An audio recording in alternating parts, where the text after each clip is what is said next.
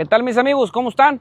Pues miren, aquí estamos en la carretera Tampamolón-Axtla. El 60% de la carretera está en estas condiciones. Miren, aquí hay más de 12 centímetros de bache. Estas carreteras no han tenido reabastecimiento, no han tenido nada, ni siquiera han parchado baches. Nos tienen completamente olvidados. Pero ya entiendo el gobierno del estado. Lo que pasa es que ellos, como son un gobierno ecológico, en estos baches quieren sembrar árboles.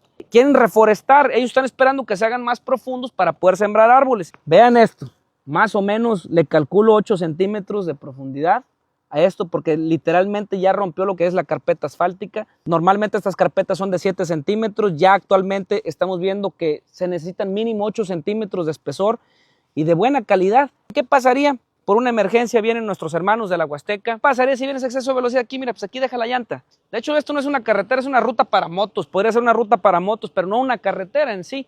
Nuestros hermanos de la Huasteca, nuestros hermanos del altiplano, la zona media, necesitamos vías de comunicaciones dignas. No puedes ir a más de 20 kilómetros. ¿Qué tal la carretera? Está un poco deteriorada. Con mucho gusto. Que les vaya bonito. Seguimos con los baches.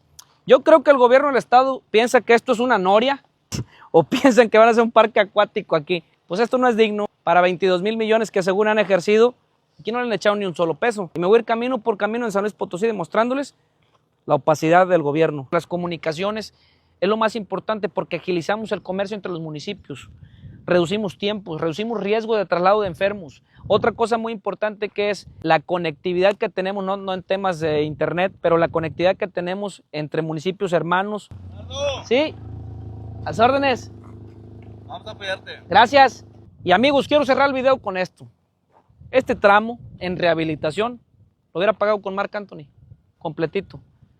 Y aquí no solamente son 90 minutos, aquí son más de 40,000 personas en dos extremos. Gracias, amigos. Y seguimos en esto.